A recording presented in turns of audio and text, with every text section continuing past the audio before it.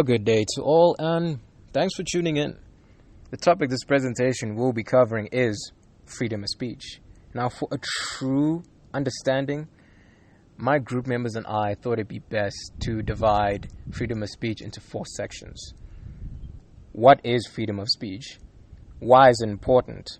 What role it plays in society? And the power it has in the cyberspace. Overall, we would like you all to understand what freedom of speech actually is and what it does for a citizen within a country. Now, what is freedom of speech? The legal definition is the right to express information, ideas, and opinions free of government restrictions based on content and subject only to reasonable limitations. In South Africa, this is otherwise stated as freedom of expression.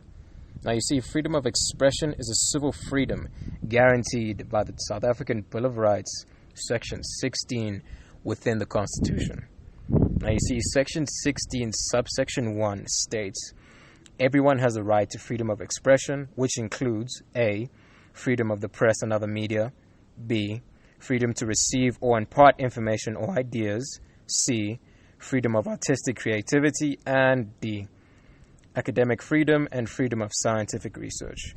All subsections include protection for the freedom of media and the press within South Africa.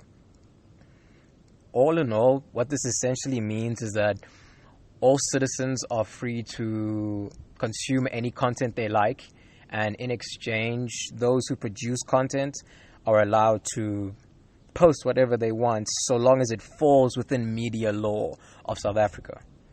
Now, you see, you can't really mention freedom of expression without touching on hate speech. Now, there's a major difference between freedom of speech and hate speech. Freedom of speech stops when it calls for the harm of a certain group based on race, ethnicity, religion, or gender. It is essentially when someone demonstrates intention to be hurtful, be harmful, incite harm, or promote hatred. The Constitution, like many things, does actually state the limitations of the freedom of expression.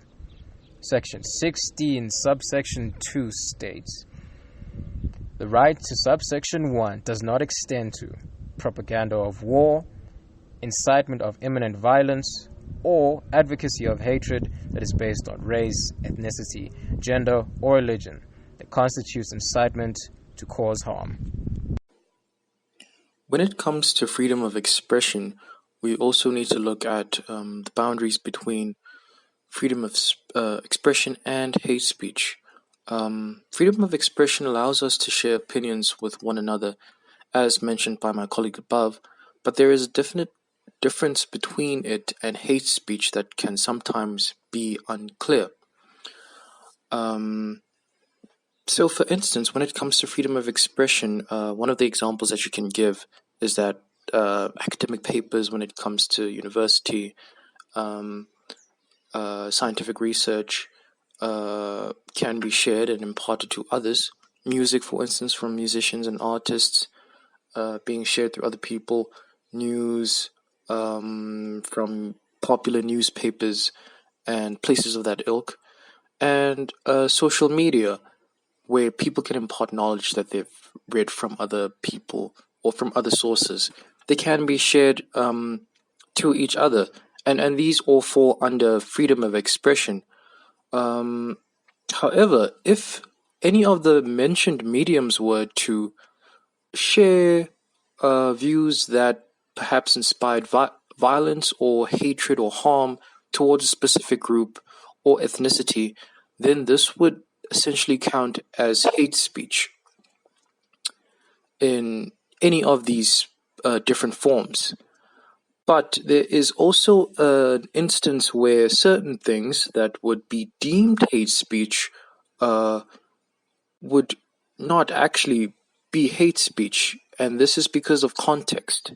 Context in terms of if hate speech or if something that would be deemed hate speech was used for educational purposes. For example, if a documentary was showing what happened during apartheid, and you would hear the language that was used by racist people in power back then, it wouldn't be something related to hate speech, because it would be showing, educating people on what would be happening back then.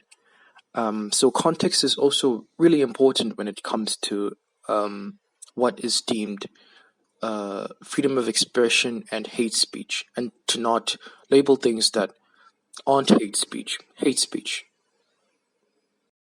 What is freedom of expression?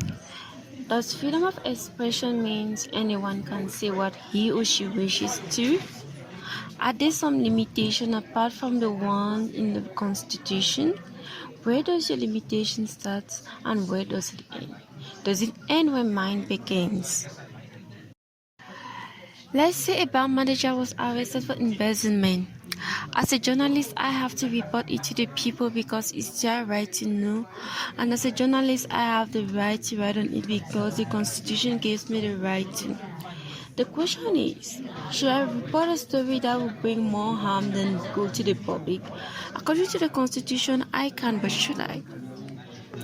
This question is, it's kind of tricky because if you want to report that kind of story to the public, you have to know that he's a bank manager and people trust the bank and everything that surrounds the bank.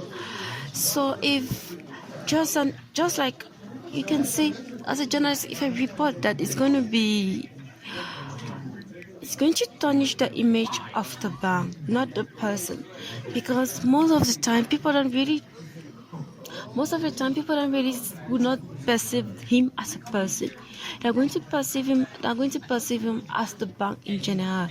What does it mean? It means that people will no longer keep their money in the banks, and instead of developing the country, it's going to bring the country to be backward, because we need those money in the banks for the country to, like, how can I say, we need the money in the banks for the country to continue to evolve, for the country to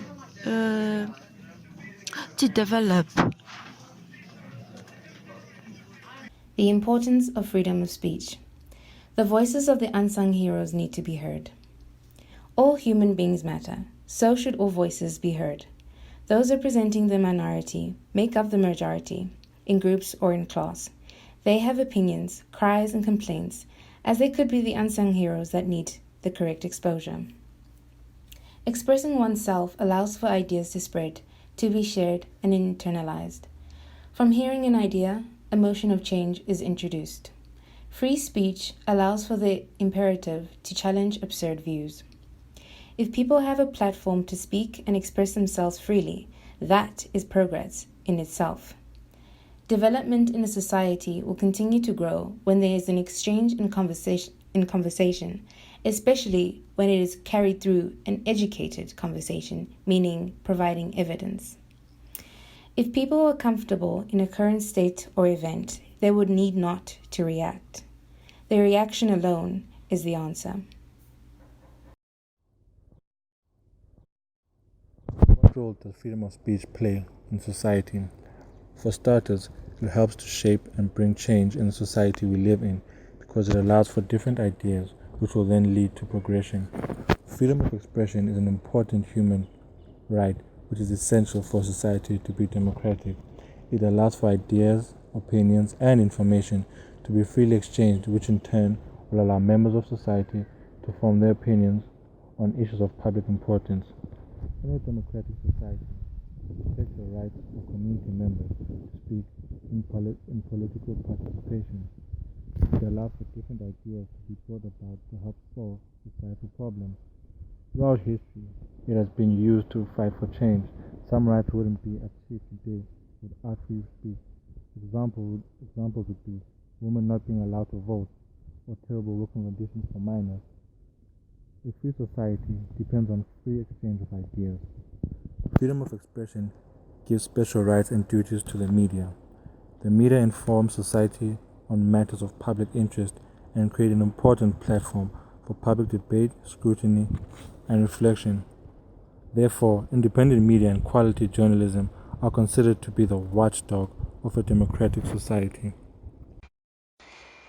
Freedom of speech in the cyberspace or media and the power it has to the media, magazine issues and daily newspaper Freedom of press gives the right to publish articles on newspapers, magazines, or more of the media prints. Makes things easy for the mass communications within human surroundings and entities. For example, advertisements on print, companies, individuals express their brands for promotion purposes with slogans they wish to articulate. And to include the government role, the state is forced, or actually it is supposed to regulate or protect some entities towards the rights of freedom of speech. Violation. And the part of violation, in any of the violation that may happen, focus mostly in those ones that are against the law or against the government. Then the government should regulate, as for example, First Amendment. In the internet and the World Wide Web, as big as it is known, internet is global, and in such case it is hard to control or regulate such a platform that is globally. Most of the things in the internet space are not easy to get rid of or delete or totally remove from the cloud or the internet world. Although government may be trying to be part of to regulate, but not all of the platforms they will control, especially some private or secret known properties or entities. Government owned properties entities can be restricted by the government. Then the prohibition on the internet by the state, the unlawful speech, vulgar or insults, illegal advertisements or nudity or anything that is out, and lastly obscenity. Then that's the freedom of speech in the cyberspace or media.